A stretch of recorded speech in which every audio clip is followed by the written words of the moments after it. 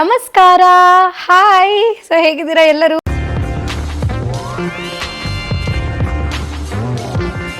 ಇವತ್ತಿನ ಸಂಚಿಕೆಯನ್ನು ಆರಂಭ ಮಾಡೋಣ. ವೀಕ್ಷಕರೇ, ನಾನು ಆಗಲೇ ಹೇಳಿದ್ದೆ, ಅಂದರೆ ಸುಮಾರು ಸಂಚಿಕೆಗಳಲ್ಲಿ ನಾನು ಹೇಳ್ತಾ ಬಂದಿದ್ದೀನಿ, ನಮ್ಮ ಡಾಕ್ಟರ್ ಲಕ್ಷ್ಮೀಸ್ ಲೈಫ್ ಕ್ಲಿನಿಕಲ್ಲಿ ಕೇವಲ ಒಂದು ವಿಚಾರದ ಬಗ್ಗೆ ಅಷ್ಟೇ ನಾವು ಮಾತಾಡಲ್ಲ, ಸಾಕಷ್ಟು ವಿಷಯಗಳಿರುತ್ತೆ.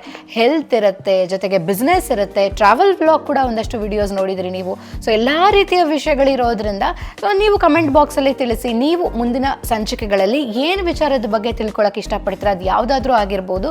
ಸೊ ಅದರ ಬಗ್ಗೆ ಒಂದಷ್ಟು ಎಕ್ಸ್ಪ್ಲೋರ್ ಮಾಡಿ, ರಿಸರ್ಚನ್ನು ಮಾಡಿ ನಿಮ್ಮ ಮುಂದೆ ನನಗೆ ಎಷ್ಟು ಗೊತ್ತೋ ಅಷ್ಟು ತಂದಿಡುವಂಥ ಪ್ರಯತ್ನವನ್ನು ಮುಂದಿನ ವಿಡಿಯೋಸಲ್ಲಿ ಖಂಡಿತವಾಗ್ಲೂ ಮಾಡ್ತೀವಿ.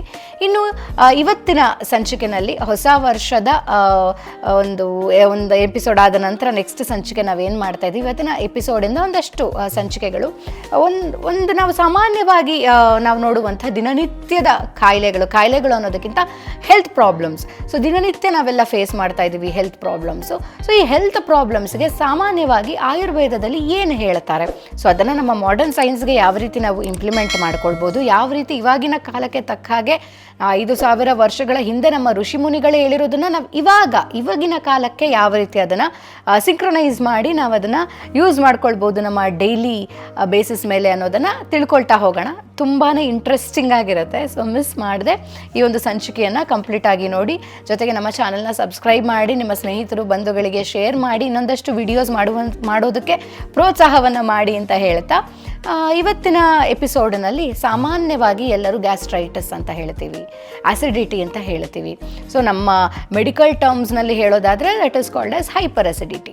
ಸೊ ಏನು ಕಾರಣ ಆಗತ್ತೆ, ಅದನ್ನು ನಮ್ಮ ಆಯುರ್ವೇದದಲ್ಲಿ ಏನಂತ ಕರೀತಾರೆ, ಏನೇನು ಕಾರಣಗಳಿಂದ ನಮಗೆ ಹೈಪರ್ ಅಸಿಡಿಟಿ ಆಗತ್ತೆ ಅಂತ ನಮ್ಮ ಋಷಿಮುನಿಗಳು ಹೇಳಿದ್ದಾರೆ. ಸೊ ಎಲ್ಲದನ್ನು ವಿತ್ ರೆಫರೆನ್ಸ್ ನೋಡಿ, ಬುಕ್ಕೆ ತಂದುಬಿಟ್ಟಿದ್ದೀನಿ ನಾನು.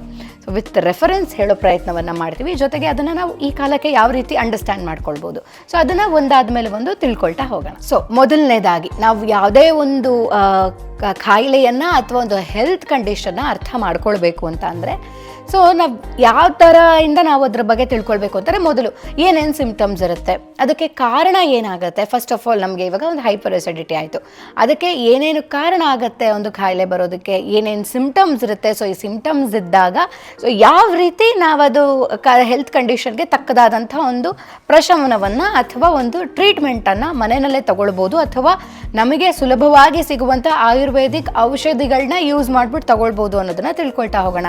ನಾವು ಇವಾಗ ಜನರಲ್ ಆಗಿ ಒಂದು ಎಕ್ಸಾಂಪಲ್ ಕೊಡ್ತೀನಿ. ನಮಗೆ ಏನಾದರೂ ಕಾಯಿಲೆ ಬಂತು, ಜನರಲ್ ಆಗಿ ಜ್ವರ ಬಂತು. ಸೊ ಜ್ವರ ಬಂತು ಅಂದಿದ ತಕ್ಷಣ ನಾವೇನು ಮಾಡ್ತೀವಿ, ಮೆಡಿಕಲ್ ಶಾಪ್ಗೆ ಹೋಗ್ತೀವಿ, ಒಂದು ಡೋಲೋ ತಗೊಳ್ತೀವಿ, ನುಂಗ್ತೀವಿ, ಕ್ರೋಸಿನ್ ತಗೊಳ್ತೀವಿ, ನುಂಗ್ತೀವಿ. ಸೊ ಅದು ನಮ್ಮ ಜೀವನಕ್ಕೆ ಹಾಸುಹೊಕ್ಕಾಗಿರುವಂಥದ್ದು. ಈ ಒಂದು that is a English medicine, paracetamol is a medicine. ನಮಗೆ ಅದು ಡೈಲಿ ರೊಟೀನ್ ಆಗಿಬಿಟ್ಟಿದೆ. ತುಂಬ ಜನರಿಗೆ ಇದೇ ರೀತಿ ಪ್ರತಿಯೊಂದು ಹೆಲ್ತ್ ಕಂಡೀಷನ್ಗೂ ಕೂಡ, ಪ್ರತಿಯೊಂದು ಕಾಯಿಲೆಗೂ ಕೂಡ ಆಯುರ್ವೇದ ಡ್ರಗ್ಸ್ ಸಿಗುತ್ತೆ, ಆಯುರ್ವೇದ ಮೆಡಿಸಿನ್ ಸಿಗುತ್ತೆ ಅನ್ನೋದು ದುರಾದೃಷ್ಟವಶಾತ್ ತುಂಬ ಜನಕ್ಕೆ ಗೊತ್ತೇ ಇಲ್ಲ. ನಾವು ಭಾರತೀಯರಾಗಿ ನಮ್ಮ ಭಾರತೀಯದಿಂದ ಪಾರಂಪರಿಕವಾಗಿ ಬಂದಿರುವಂಥ ಗಿಡಮೂಲಿಕೆಗಳನ್ನು ಬಳಸಿ ಮಾಡಿರುವಂಥ ಆಯುರ್ವೇದ ಔಷಧಿಗಳ ಬಗ್ಗೆ, ಸಾಮಾನ್ಯ ಔಷಧಿಗಳ ಬಗ್ಗೆನೇ ಎಷ್ಟೋ ಜನಕ್ಕೆ ಅರಿವಿಲ್ಲ. ಸೊ ಹಾಗಾಗಿ ನಾವೇನು ಮಾಡಬೇಕು, ಇನ್ನು ಮೇಲೆ ನಮ್ಮ ವಿಡಿಯೋಸ್ ಯಾರ್ಯಾರು ನೋಡ್ತೀರಾ, ಸಬ್ಸ್ಕ್ರೈಬ್ ಮಾಡ್ತೀರಾ.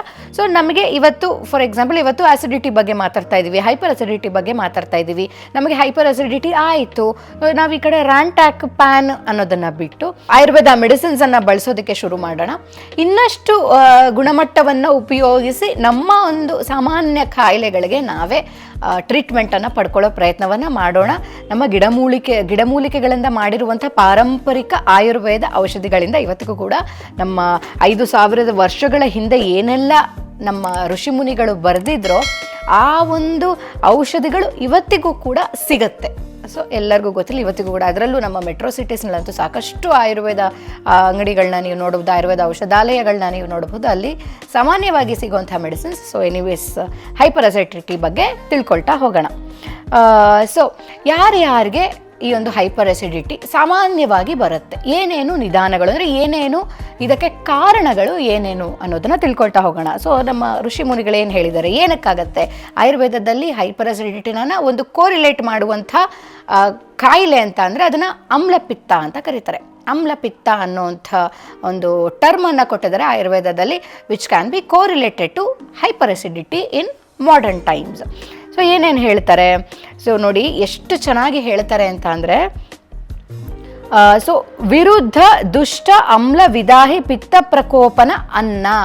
ಸೊ ವಿರುದ್ಧ ಆಹಾರದ ಬಗ್ಗೆ ಒಂದು ದೊಡ್ಡ ಕಾನ್ಸೆಪ್ಟೇ ಇದೆ.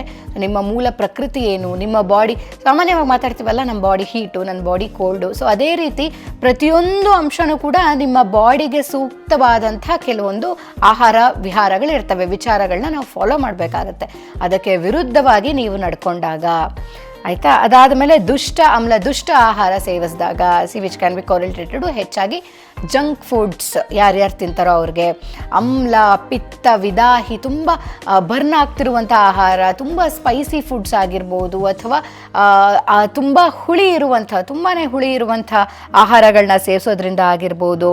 ಸೊ ಇದೆಲ್ಲ ಮಾಡೋದ್ರಿಂದ ಸಾಮಾನ್ಯವಾಗಿ ಹೈಪರ್ ಅಸಿಡಿಟಿ ಅನ್ನುವಂಥದ್ದು ಆಗತ್ತೆ. ಜೊತೆಗೆ ಅತಿ ಕಡಿಮೆ ನಿದ್ದೆ ಮಾಡೋದ್ರಿಂದ ನೋಡಿ ಎಷ್ಟು ಚೆನ್ನಾಗಿದೆ. ವಿರುದ್ಧ, ಅದು ಕೂಡ ವಿರುದ್ಧ ವಿಹಾರ ಆಯ್ತಲ್ವಾ. ಮನುಷ್ಯನಿಗೆ ಸಾಮಾನ್ಯವಾಗಿ ಒಂದಷ್ಟು ಗಂಟೆಗಳ ಕಾಲ ನಿದ್ದೆ ಬೇಕು ಅನ್ನೋದಿರುತ್ತೆ. ನಿದ್ದೆ ಕಡಿಮೆ ಆದಾಗ ಕೂಡ ನಮಗೆ ಹೈಪರ್ ಅಸಿಡಿಟಿ ಅನ್ನೋದು ಆಗತ್ತೆ. ಸೊ ಏನೇನಾಗುತ್ತೆ ಹೈಪರ್ ಅಸಿಡಿಟಿನಲ್ಲಿ? ಸೊ ಹೆಂಗೆ ನಮಗೆ ಇವತ್ತು ಹೈಪರ್ ಅಸಿಡಿಟಿ ಇದೆ, ಗ್ಯಾಸ್ಟ್ರೈಟಿಸ್ ಸಿಂಪ್ಟಮ್ಸ್ ಇದೆ ಅಂತ ಹೆಂಗೆ ಗೊತ್ತಾಗುತ್ತೆ?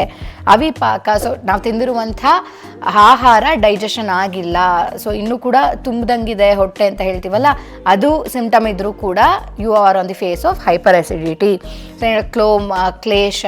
ಉತ್ಕ್ಲೇಶ, ಕ್ಲೋಮ ಅಂದರೆ ತುಂಬಾ ಫೆಟ್ಟಿಗ್ ಅಂತ ಅನಿಸುತ್ತೆ, ವಾಮಿಟಿಂಗ್ ಸೆನ್ಸೇಷನ್ ಇರುತ್ತೆ. ಜೊತೆಗೆ ನಾವು ತೇಗ್ತೀವಲ್ಲ, ತಿಕ್ತ ಆಮ್ಲಕ ಉದ್ಗಾರ ಅಂತ ಹೇಳ್ತೀವಿ. ಅಂದರೆ ನಾವು ತೇಗ್ ಬಂದಾಗ ಒಂದು ರೀತಿ ಬಾಯೆಲ್ಲ ಬಿಟರ್ ಟೇಸ್ಟ್ ಆದಂಗೆ ಆಗತ್ತೆ. ಹುಳಿ ತೇಗು ಅಂತ ಹೇಳ್ತೀವಿ, ಹುಳಿ ತೇಗು ಇರುತ್ತೆ. ಸೊ ಜೊತೆಗೆ ನಮ್ಮ ಎದೆಯ ಭಾಗದಲ್ಲಿ, ಕಂಠದ ಭಾಗದಲ್ಲಿ ದಾಹ ಅನ್ನೋದಿರುತ್ತೆ, ಅಂದರೆ ಬರ್ನಿಂಗ್ ಸೆನ್ಸೇಷನ್ ಇರುತ್ತೆ, ಸದಾ ಕಾಲ ಇರುತ್ತಿದ್ದು. ಸೊ ಅಂದರೆ ಆಸಿಡಿಟಿ ಇದ್ದಾಗ ನೀವೇನೇ ಆಹಾರ ಸೇವಿಸ್ದಲೇ ಇರಲಿ, ಇಂಡೈಜೆಷನ್ ಎಲ್ಲ ಆದಾಗ ಈ ರೀತಿ ಬರ್ನಿಂಗ್ ಸೆನ್ಸೇಷನ್ ನಮ್ಮ ಫುಡ್ ಪ್ಯಾಸೇಜಲ್ಲಿ ಕಾಣಿಸ್ಕೊಳ್ಳುತ್ತೆ. ಸೊ ಇದೆಲ್ಲ ಇತ್ತು ಅಂತ ಅಂದರೆ these are the symptoms of hyper acidity. ಜೊತೆಗೆ ನಮ್ಮ ಆಯುರ್ವೇದದ ಮತ್ತೊಂದು ಬ್ಯೂಟಿ ಏನು ಅಂತ ಅಂದರೆ, ಇವಾಗ ನಮ್ಮ ಮಾಡರ್ನ್ ಸೈನ್ಸ್ಗೆ ಕೋರಿಲೇಟ್ ಮಾಡಿದಾಗ ಹೈಪರ್ ಅಸಿಡಿಟಿನಲ್ಲಿ ಒಂದಷ್ಟು ಬಗೆ ಅಂತ ನಾವು ಓದ್ತೀವಲ್ಲ, ಅದೇ ರೀತಿ ಪ್ರತಿಯೊಂದು ಕಾಯಿಲೆಯೂ ಕೂಡ ತ್ರಿದೋಷಗಳು ಅಂತ ಹೇಳ್ತೀವಿ. ವಾತ ಪಿತ್ತ ಕಫ. ನಮ್ಮ ದೇಹದ ಮೂಲ ಪ್ರಕೃತಿ ಆಗಿರೋದೇ ವಾತ ಪಿತ್ತ ಕಫಗಳಿಂದ. ಸೊ ಪ್ರತಿಯೊಂದು ಕಾಯಿಲೆಯೂ ಕೂಡ ಈ ಮೂರೂ ದೋಷಗಳಲ್ಲಿ ಯಾವುದಾದ್ರೂ ಒಂದು ಹೆಚ್ಚಾದಾಗ ಅಥವಾ ಕಡಿಮೆ ಆದಾಗ ಈ ಕಾಯಿಲೆಗಳಾಗತ್ತೆ. ಅಂದರೆ ತುಂಬ ಡೆಪ್ತ್ ಆಯುರ್ವೇದ, ಅದು ಅರ್ಥ ಮಾಡಿಕೊಂಡ್ರೆ ನಿಮ್ಮ ಬಾಡಿನಲ್ಲಿ ಆಗ್ತಿರುವಂಥ ಪ್ರತಿಯೊಂದು ಚೇಂಜಸನ್ನು ಯಾವ ರೀತಿ ಆಗ್ತಾ ಇದೆ, ಇದಕ್ಕೆ ಏನು ಮಾಡಿಕೊಳ್ಬೇಕು, ಮಾನಸಿಕವಾಗಿ ದೈಹಿಕವಾಗಿ ಎಲ್ಲದಕ್ಕೂ ಉತ್ತರ ನಿಮಗೆ ಸಿಗ್ತಾ ಹೋಗುತ್ತೆ. ಅದೇ ರೀತಿ ನಮ್ಮ ಆಮ್ಲಪಿತ್ತ ಅಂತ ತಗೊಂಡಾಗ ಇದಕ್ಕೂ ಹೇಳಿದ್ದಾರೆ ನಮ್ಮ ಋಷಿ ಮುನಿಗಳು. ವಾತ ಜಾಸ್ತಿಯಾಗಿ ಆಮ್ಲಪಿತ್ತ ಆದರೆ ಏನೆಲ್ಲ ಸಿಂಪ್ಟಮ್ಸ್ ಇರುತ್ತೆ, ಪಿತ್ತ ಜಾಸ್ತಿಯಾಗಿ ಆದಾಗ ಏನೆಲ್ಲ ಸಿಂಪ್ಟಮ್ಸ್ ಇರುತ್ತೆ, ಕಫ ಜಾಸ್ತಿ ಆಗಿ ಆದಾಗ ಏನೆಲ್ಲ ಸಿಂಪ್ಟಮ್ಸ್ ಇರುತ್ತೆ ಅಂತೆಲ್ಲ ಹೇಳ್ತಾ ಹೋಗಿದ್ದಾರೆ. ಬಟ್ ನಾವು ಜನರಲ್ ಆಗಿ ಅರ್ಥ ಮಾಡ್ಕೊಳ್ತಾ ಹೋದಾಗ ಏನೇನು ಕಾರಣಗಳಾಗತ್ತೆ, ಏನೇನು ಸಿಂಪ್ಟಮ್ಸ್ ಆಗುತ್ತೆ ಅನ್ನೋದನ್ನು ತಿಳ್ಕೊಂಡ್ವಿ. ಇವಾಗ coming to main point.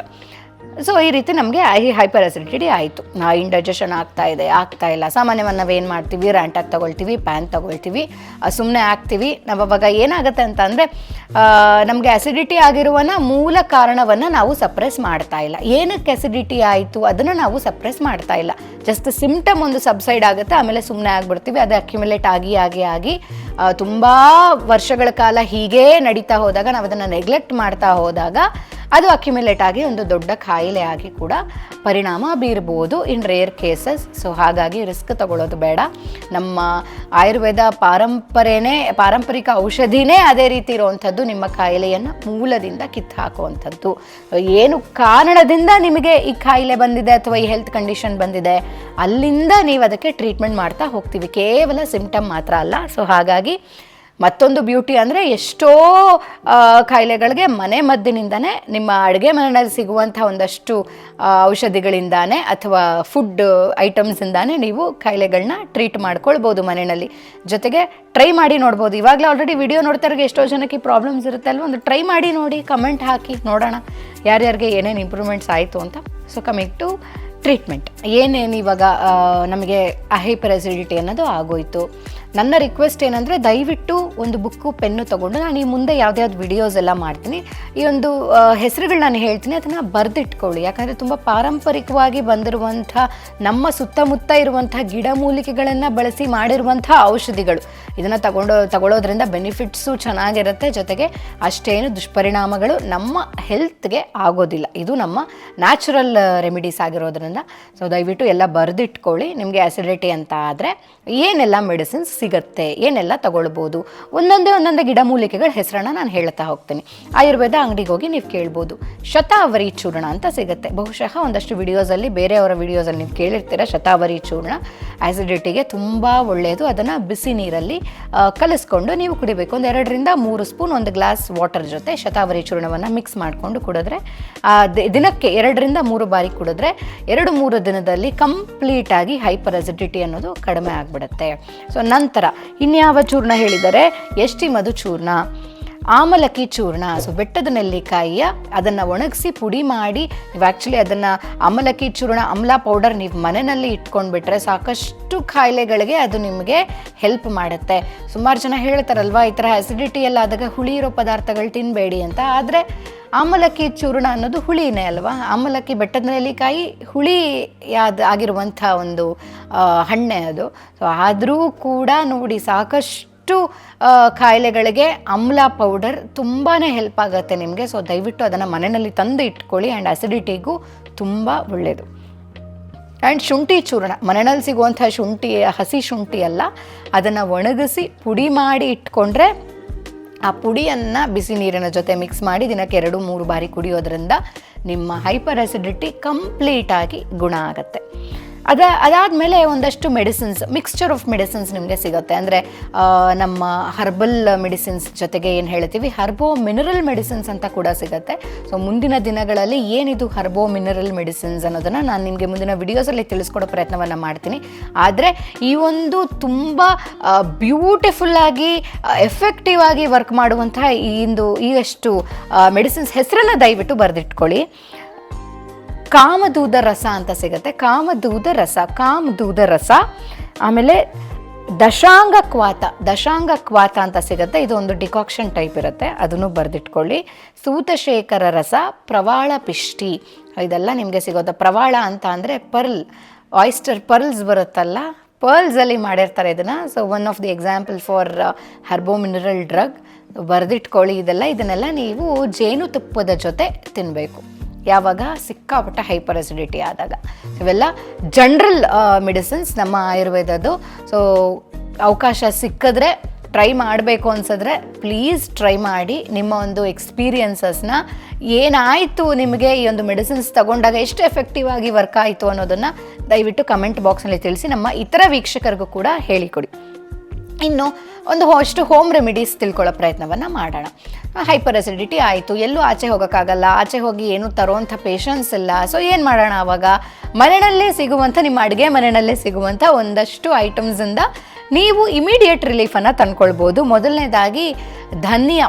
So ಕುಟ್ಟಿ ಪುಡಿ ಮಾಡಿರುವಂಥ ಧನಿಯಾ ಬೀಜಗಳು ಎಲ್ಲರಿಗೂ ಗೊತ್ತಿರುತ್ತೆ. ಅದನ್ನು ಸಕ್ಕರೆಯ ಜೊತೆ ಮಿಕ್ಸ್ ಮಾಡಿ ಸ್ವಲ್ಪ ಜೇನುತುಪ್ಪ ಹಾಕಿ ಕಲಸಿ ಅದನ್ನು ಲೇಹದ ರೂಪದಲ್ಲಿ ತಿನ್ನಬೇಕು. ಅದಾದ ಮೇಲೆ ಆಮ್ಲ ಪೌಡರ್ ಮನೆಯಲ್ಲಿ ಇರುತ್ತೆ, ನೀರಿನ ಜೊತೆ ಕುಡಿಬೇಕು. ಜೊತೆಗೆ ಈ ಸೋಂಪು ಕಾಳು ಅಂತ ಬರುತ್ತಲ್ಲ, ಸೋಂಪು ಕಾಳು, ಇದನ್ನು ಶುಗರ್ ಜೊತೆಗೆ ಅಂದರೆ ಸಕ್ಕರೆಯ ಜೊತೆಗೆ ಮಿಕ್ಸ್ ಮಾಡಿ ಅದನ್ನು ಸ್ವಲ್ಪ ನೀರಿನಲ್ಲಿ ಹಾಕಿ ಒಂದು ಸಿರಪ್ ಥರ ಮಾಡಿಕೊಂಡು ಅದನ್ನು ಕುಡಿಬೇಕು. ಜೊತೆಗೆ ಹೆಚ್ಚು ನಿದ್ದೆ ಮಾಡಬೇಕು, ಒಳ್ಳೆ ಆಹಾರ ತಿನ್ನಬೇಕು, ಎಳನೀರನ್ನು ಹೆಚ್ಚಾಗಿ ಕುಡೀರಿ. ಸೊ ಇದೆಲ್ಲ ಮಾಡಿದಾಗ ನಮ್ಮ ಹೈಪರ್ ಅಸಿಡಿಟಿಗೆ ಇಮಿಡಿಯೇಟ್ಲಿ ರಿಲೀಫನ್ನು ಕಂಡ್ಕೊಳ್ಬೋದು. ಯಾವುದೇ ಬೇರೆ ಮೆಡಿಸಿನ್ಸ್ನ ಮೊರೆ ಹೋಗೋ, ಕೆಮಿಕಲ್ ಬೇಸ್ಡ್ ಮೆಡಿಸಿನ್ನ ಮೊರೆ ಹೋಗೋ ಅವಶ್ಯಕತೆ ಖಂಡಿತ ಇಲ್ಲ. ಈ ಥರ ಸಿಂಪಲ್ ಹೆಲ್ತ್ ಕಂಡೀಷನ್ಸ್ಗೆ ಸಿಂಪಲ್ ರೆಮಿಡೀಸ್, ಆಯುರ್ವೇದದ ಔಷಧಿಗಳನ್ನ ತಗೊಳ್ಳೋದ್ರಿಂದ ಮುಂದೆ ಮತ್ತೆ ಈ ಒಂದು ಕಾಯಿಲೆಗಳು ಬೀಳೋದನ್ನು ತಪ್ಪಿಸ್ಬೋದು.